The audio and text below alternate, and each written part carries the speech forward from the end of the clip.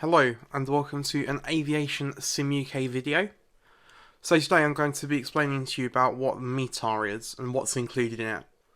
So the METAR is basically a weather report that every major airport broadcasts. So some airports don't broadcast a METAR, but some do. And basically the METAR is incorporated into the ATIS. So the METAR includes the location of the aerodrome, the time of the observation, surface wind and speed conditions, visibility, runway visual range, current weather, any clouds present, air temperature, dew point, QNH and sometimes the QFE, recent weather, and the states of the runway, so if they're contaminated or not. And all of this information is important to the pilots because it means that they can start preparing for the landing. And they need to know a lot of this information during the landing. So, the location. So this is presented as a 4-letter ICAO code for the airport. So every airport in the UK has this ICAO code designation, which is unique to every airport. And it's not just in the UK, this is around the world. So all UK airports use the prefix Echo. And I think also Golf. But I can't remember. I think it's Echo Golf, which I think looks like England, apart from half the letters missing. And the 2 letters at the end are the unique designation code. So, for example, for Stansted it's Sierra Sierra. For Gatwick it's Kilo Kilo. For Edinburgh it's Papa Hotel. Manchester it's Charlie Charlie. Heathrow it's Lima Lima. So all of the major airports have the same 2 letters at the... I say the same 2. That sounds a bit weird. They have the same letter twice, is all major airports. I've just read you a few. So, for example, Biggin Hill is a small airport, and that has the code Kilo Bravo. So that's a small airport because it's got like 2 different letters. So, the date and time of the observation. So the date is provided as the date of the month. So, for example, if it's the 8th day of the month, it would be 08. And that's usually important because you can't really get them mixed up. Because you can't really get the months mixed up, because you should know what month you're flying on. And time is always provided in Zulu, because aviation always works in Zulu as opposed to local time. So, for example, 10 PM would be 2200 Zulu. 9 AM would be 0900 Zulu. And when put together, it would be 082200. So that's the 8th day of the month at 10 PM. Zulu. If the METAR is automatic, then the word auto will be present next to the time. And this just lets you know about whether it's a manual observation or automatic, because the automatic is done via machines, and they can fail, whereas manual can't really fail. But obviously automatic is more accurate than manual, so... Surface winds. So basically the pilot needs to know the surface winds so that A, he knows what like the tailwind and headwind components are for like calculating his landing speed. And it also lets him know if there's a crosswind, because crosswind's more tricky to land at. Also, airplanes are only certified to land into like specific winds. So I think it's about 35 knots crosswind is the maximum a lot of aircraft can land in. So it just lets them know. And if you've got a really strong headwind, then you have to either increase or decrease the speed so that you are able to land. So it's just an important thing like that, because obviously if you have a greater headwind, you've got more lift. But yeah, so the wind direction are the first 3 numbers of like this short segment of the METAR. And the last 2 numbers are indicating the wind speed. And the easiest way to see that is you've got KT next to the last 2 numbers. So, for example, 250 at 06 KT indicates the winds are from 250 degrees at 6 knots. And that's what enables air traffic controllers to determine which runway we're going to use, because you have preferential runways and stuff like that. But that's all for another video. So, if there's a G present, then it indicates the wind is gusting. And the number next to the G indicates its maximum gust speed. And that's important because if you're landing and there's like winds gusting, you could potentially be blown off course by like a 35 knot crosswind. And variable indicates the winds are variable. So that's important because it means that 1 minute you could have a crosswind coming from one side of the aircraft, and the other minute you could have one coming from the other side. And the numbers that are before the and after the V indicate where they're varying from and to. So, for example, 260 degrees at 19 knots, and then 200 V 340 indicates the winds are varying from 260 degrees at 19 knots, varying between 200 degrees and 340 degrees. So it's quite a big variance. And if the meter says GP, then that indicates the winds are gusting greater than 100 knots. Which is important because if it's gusting at greater than 100 knots, you probably aren't landing at that airport. So, if you ever see the letters CAVOK, and that's usually pronounced as CAVOK, that means that ceiling and visual is okay. So, it's just taking the letters ceiling and visual okay. What that means is that the visibility is 10 kilometers or more. There's no clouds below 5,000 feet, no cumulonimbus or towering cumulonimbus, and there's no significant weather in or within the vicinity of the aerodrome. So why is this important? So the visibility being 10 kilometers or more means you're definitely going to see that runway with plenty of time. And that's important for the pilot because he needs to know whether he's going to do an auto land or whether he's going to disconnect just before he lands and things like that. Like that below 5,000 feet, well, that means that you're not going to be in low visibility procedures, which I'll also cover in another video. So, with an airplane, cumulonimbus and towering cumulonimbus are really bad for an airplane because within them there's lots of turbulence and there's usually ice within them because there's lots of energy, and then those big clouds that you see in the sky that basically tell you it's going to rain. And so they're very bad for pilots, so you need to know if there's towering cumulonimbus or cumulonimbus clouds, because you want to avoid them. And that means that you'll have to alter your route slightly and potentially take it on a manual heading as opposed to following the standard arrival route, or STAR, or the SID actually, and the standard instrument departure. So, and you need to know if there's any significant weather, because you kind of need to know if there's a big thunderstorm above, or there's a big thunderstorm coming, or there's like ice and things like that. Because obviously ice will affect the braking action, and you won't be able to stop on the runway in time, which is a bit of an issue. So, the visibility is also included, because obviously you need to know how far you can see. So, if it's all nines, so if it's 4 nines, it indicates that the visibility is 10 kilometers or more. It basically means that you can have no issues. If it's all zeros, so 4 zeros, then that indicates visibility is less than 50 meters. Bit of an issue because you probably can't see in front of you that far, which means that you can't stop very quickly or easily, and also because tower can't see you, they have to go into low visibility procedures, which means that safeguarding's in use. So that means that we're not allowed to give conditional taxi instructions, and you have to use Cat 3 holding points, but that will also be covered in another video. So numbers indicate the reported visibility in meters. So for example, 1600 indicates a visibility of 1.6 kilometers or 1600 meters. And that's important because we use different units for different things. We use meters for visibility, we use feet for altitude. It can get very confusing.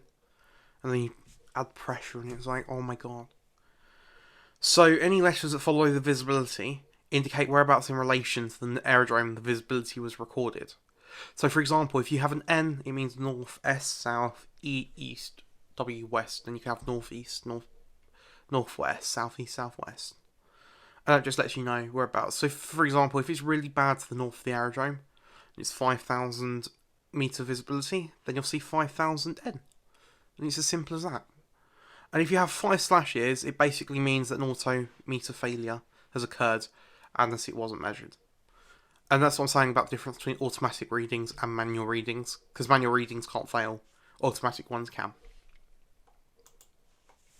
So, when there's periods of extremely low visibility, we also measure the runway visual range, or RVR. So this is measured at 3 points on the runway. Basically, the runway threshold, so at the beginning of the runway, middle of the runway, and at the end of the runway. We get an average from that. So if it says R and then some numbers, the R indicates the runway. So runway 22 is what this reading's for. And because it's /1000, again, we measure visibility in meters. So that means that the RVR for runway 22 is 1,000 meters. So if there's a P, then that means greater than. So if this point here, that'd be the runway visibility range for runway 22 is greater than 2,000 meters. And for this one, because it's got an M, that means minus, I think. So for runway 22, the RVR is less than 50 meters, which is very short, and will probably dictate an auto landing. So the weather can also appear in a METAR as well, and you have letters for the weather. Some of them make sense, some of them don't. So you have to be wary. So for example, rain, you just take the first two letters, RA. Rain, easy. Snow, SN, snow. Drizzle, you take a D and drizzle's got a Z in, so that's how I remember that. Thunderstorms is just TS. Again, 2 slashes means an auto METAR failure. If it's got a minus sign, that means light. And then if it says the words moderate, then that means moderate. And a plus means heavy. That's fairly logical. VC means in the vicinity, so that means that you're likely to be hit by this weather, but you haven't yet. MI means shallow, but that's just a weird way of remembering. So BC means patches. And PR means partial. There's lots of these letters, so. DR means drifting, BL blowing, they're quite logical. SH showers, just again taking the first two letters. FZ, freezing. And then SG, snow grains, you just literally take the first letters of both of them. Same with ice crystals as well, and ice pellets.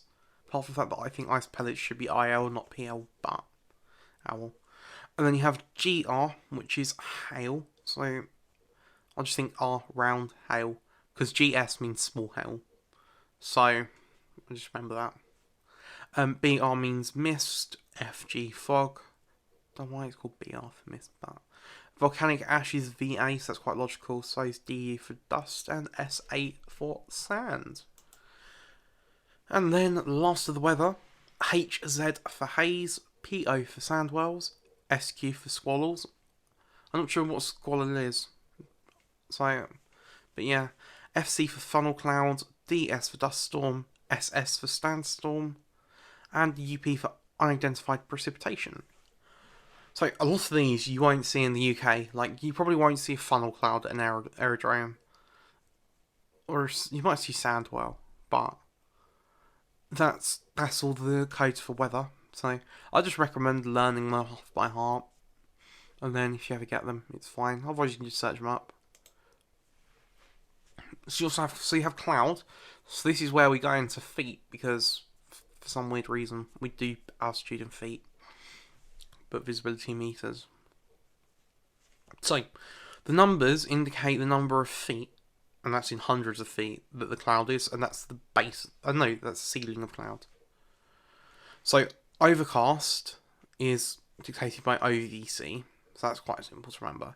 And what that means is that the whole sky is covered with clouds, because we use octas, but we'll cover that in a sec. So then few just indicates a few clouds, which is 1 to 2 octas of cover. BKN represents broken. So it's pretty obvious to remember. And that's about 5 to 7 octas of cover. Then you've got NSC is no significant cloud. If it's VV //, that's the sky's obscured. So, I don't know, a big bird sat on top of the like METAR or something like that. And if it's a load of slashes, then the reading is unreadable, or there has been an auto METAR failure. NCD is no cloud detected. TCU is towering cumulonimbus, and CB is just cumulonimbus. So, octhash is basically, it represents, I'm going to say the percentage of sky covered with clouds, but it's actually a fraction of the sky covered with clouds. So basically, what you do is you split the sky into 8 different segments. So like, if you're having a pizza, you just cut it into 8 parts, and you look at the cloud cover within there. If the cloud's covering it, that's 1. If it's not, then that's 0. And it's as simple as that. It's a really, old way of doing it, but it works. So, why change it? So, then we move on to temperature. So, obviously, we're in the UK, so we measure temperature in degrees Celsius. So, the numbers to the left of the slash indicate the temperature, and the numbers to the right of the slash indicate the dew point. So, just remember temperature, then dew point. And obviously, if it's M, if there's less M in there, then the reading is below 0. So, for example, for this example, we've got 05/02, which means that the temperature is plus 5 degrees Celsius, and dew point is plus 2. And what is basically, when the temperature and dew point are equal to each other, that's when you get fog. And that's all geological stuff, which I don't fully understand, so I wouldn't want to mislead you with that. But I think it's basically to do with when, the water vapour in the air condenses slightly and goes into fog. So, but yeah, just to be warned on the air of caution, that's just for the UK. Other countries, like America, use Fahrenheit. So, just one of those things you got to look out for, depending on the country. So, next, we have atmospheric pressure.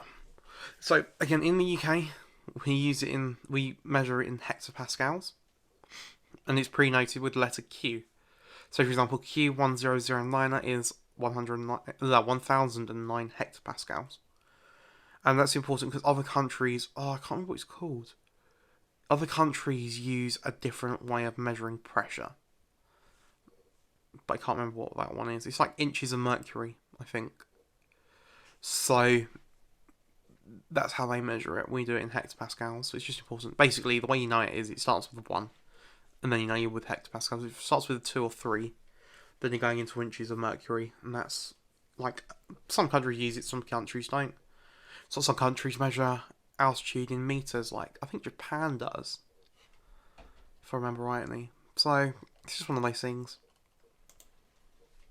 So, RE just means recent weather. The way that you just remember it is RE, recent, first 2 letters, easy. So, now we go into a bit more of the complex bit of the METAR, which is the runway state, or the runway designator. So this kind of confused me a bit. So basically, any numbers between 0, 1 and 3, 6 dictate the runway direction that they're measuring the runway state in. So for example, if it's 2, 2, they're measuring the runway 2, 2. If it's 8, 8, then it's all runways. And if it says 9, 9 and it's the repeat of the last 8 is on METAR, which I find a bit weird, because how do they know you've listened to the last 8is? How do they know you've not just logged on? And SNO, CLO, basically means that the aerodrome is closed due to runway contamination. Well, so what that means, basically, the way that I remember that is SNO looks like snow, and CLO looks like closed. So I just think snow closed is due to runway contamination. So, the runway state, basically, they use a load of numbers, and this is where it gets a bit confusing. So 0 is clear and dry. So that just means it's your normal runway, it's perfectly fine. 1's damp, 2's wet. 3 is rime or frost covered. 4 is dry snow, 5 is wet snow. 6 is slush. 7 is ice. 8 is compacted or rolled snow. 9 is frozen ruts or ridges. And the slash means not reported. So the way that I remember it is basically, the higher the number, the worse your braking action is going to be. So if it's 0, you can have perfectly fine braking action. If it's 9, you want to be stopping fairly quickly, just in case your tyres slip and you don't actually get enough friction. So we also have the runway state. So basically the extent of the contamination of the runway. So if it's 1, it's 10% or less. And then if it's 2, it's 11 to 25%. 5, it's 26 to 50%. And 9, it's 51 to 100%. So I don't know why they do that. It's a bit weird. I would have thought like 1 would be 10% or less, and then 2, 11 to 20. So on and so forth, but no. If it's got a slash, then it's not reported, or runway clearance is in progress. So basically what this is talking about is basically about, potentially about how much your brakes are going to be affected. So if it's 10% or less, they're not going to be affected that much. If it's like 60% affected, then you're going to have an issue. That's the point where aircraft might not reach the holding point. They might overshoot their holding point. Runway incursions can occur, or runway overrun can occur as well. So that's kind of important. So you also have basically the depth of the deposit. So that's talking about basically how thick is this contamination. And basically it goes from 0 to 99, with 0 being less than 1mm. And, 98. And 98 is basically 40 centimetres or more. So it's quite simple. 01 is 1mm. 02 is 2mm. Going all the way up to 90, which is 90mm. Then you've got 92, which is 10 centimetres. It's a bit weird. I don't know why it's just not 100, but they always do this up to 99. Then it goes up in increments of 5 up to 98. And then 99, as usual, means runway is not operational or snow clearance is in progress. And again, // means not measurable. So that's basically covering the depth of the deposit. And then we got on to friction coefficient. So this is basically talking about how bad your braking action is going to be. So basically, any numbers up to 90 mean how, like, what the friction coefficient is. So, like, how much friction you have. So, for example, 28 is 28%, 35, 35%. Then basically after 90, we go into like these wordy statements. So 91, braking action poor. 92, braking action medium / poor. 93, braking action medium. 94, braking action medium / good. 95, braking action is good. 99, figures are unreliable. And / not reported. Basically that's talking about how quickly you can stop. So if it's poor, just like when you drive a car when it's icy, you're not going to stop very quickly. You're going to keep going and you're going to skid. And if you think about how much momentum these planes have, it's very easy to skid in ice. And 95 means braking action is good, which is good because it means you can stop quickly. That might just be when it's damp. So we also have runway state. Sorry, this is all where all the measurements. So basically, in the METAR, all the measurements placed next to one another in a line. So we have R24692292. I've done that wrong. So when it says R24, that should actually be runway 24. And as you remember, that means that because it's 6 sloshes covering between 51 to 100% of the runway. The 22 indicates the depth, which is 22mm. And 92 implies the braking action is medium / poor. And it's as simple as that. So when you read your METAR, there might be these words. I say words, group of letters. So you have no sig, which doesn't mean like, for some reason whenever I read it I think no sound, but it just means no significant changes of forecast, which is important because it means that you're not going to be sitting there in the dry 1 minute and next minute it's going to be raining in the middle of a thunderstorm. BECMG, I see it as becoming, and that means basically conditions are expected to become this. Basically, this is important for your weather forecast, which are also produced in the form of a METAR, but they have these becoming and temporarily. So TEMPO means that it's temporarily, so conditions are expected to temporarily become. And these will have a set of numbers, so for example, like it would be between like a certain time, for example, like 2200 Zulu to 0300 Zulu the next day. And that basically means that pilots can prepare for an arrival. Say they're like 3 hours out, they can prepare if they think, oh, there's going to be a thunderstorm. They could potentially look at diverting if it's necessary, things like that. So it's quite important. But yeah, that'll probably come up in another video when I'm controlling an airport and I have the weather forecast. But yeah, as usual, I hope you enjoyed this video on METARs. I hope you've learned a lot today as well. And if you like this video, feel free to give it a thumbs up. or smash that like button, as people say. And feel free to subscribe to the channel as well. There'll be more videos coming out. There'll be Gatwick controlling video. Hopefully when I get my STV there'll be tower controlling video. There's also going to be an S1 phraseology video coming out soon. Probably next week. And going through things like crib sheets, things like that. For when you're an S1 you need to learn about what everything means, because you might not be familiar with everything. And for example, going through the S1 phraseology, like pre-notes, releases, check departures, how to initiate a handover, a controller handover, and things like that. And I've been told that they now use prawns, because I was talking to a controller last night. So it'd be very interesting to see what happens. And as usual, aviate, navigate, and communicate. I'll see you soon. Bye.